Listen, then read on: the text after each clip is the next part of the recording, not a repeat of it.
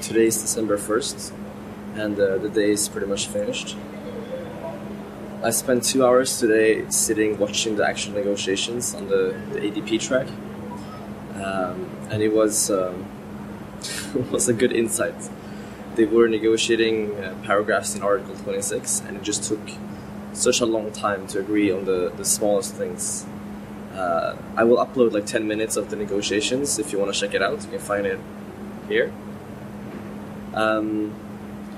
But just in general, it made me lose hope in the process, in the UNFCCC process, if we're gonna reach a 2-degree or 1.5-degree agreement in time necessary. I honestly lost hope in the process. Today I met a woman from Dominica. It's a small country, an island state in the Caribbean, and I met her in the security this morning, and she started talking to me, and I assumed that she was a university student or from an NGO, but she was actually one of the 2 official delegates, the only delegates from her country, from Dominica. And we chatted for like half an hour about this COP21, and also a bit about how her country was affected by climate change and what they were experiencing.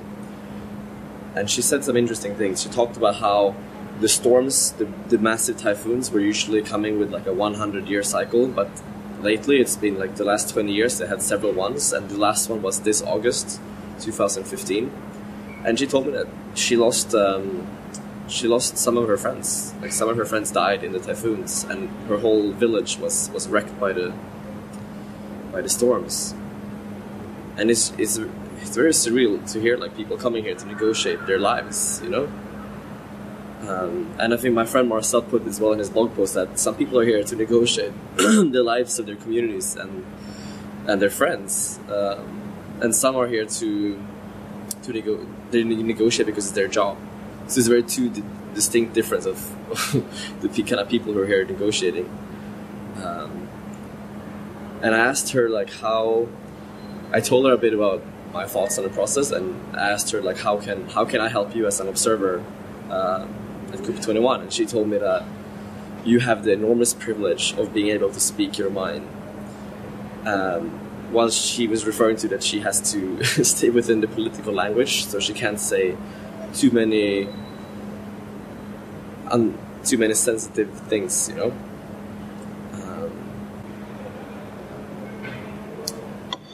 So I thought that was interesting to say that, and I'm gonna take my privilege to speak my mind.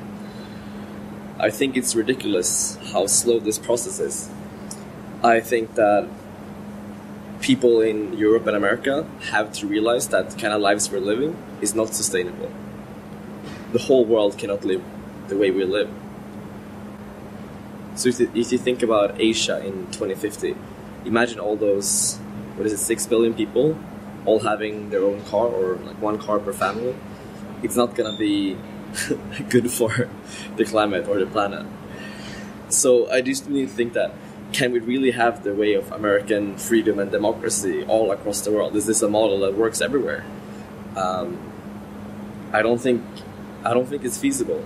And there's one think tank in Hong Kong called the Global Institute for Tomorrow, where their director said that we need to aim for collective well-being rather than individual freedom. So I think, but now I'm being very rational now. The thing about this process is there should be more emotion here at COP21.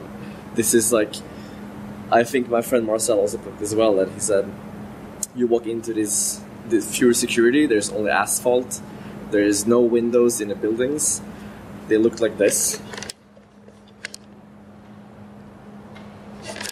And there's, basically, you feel so disconnected from nature when you're in here. It's insane. And that's what we're negotiating. We're negotiating about nature, and we're just looking at some paragraphs here and there. And this process, until we have some emotion and some feelings inside of this place, I don't think we're gonna get far. Because, like I said, some people are here to do their job. They're here to protect their country's interests, But I don't know if they ever reflect on the bigger picture that some people are actually here because people are dying. And I don't know how to word this. This is so fucked up. One thing I reflected upon is that civil society has enormous responsibility and also possibility to change things. I was at last week in Stockholm. I was at a breakfast meeting from the UNDP, and there was one guy from UNDP, one representative from the Climate Green Fund. There was one climate change policy advisor from Diacona, and one research director from the Stockholm Environmental Institute. And all these 4 panelists were referring to the pressure that civil society creates on politicians to change things. And I think we need to step up this pressure. So when I'm outside the negotiations in the second week in Paris, I will think long and hard about what I can do to raise awareness. I hope this wasn't too depressing. I'm still very hopeful though when I think about civil society. And thanks to this woman from Dominica, I will continue to speak my mind.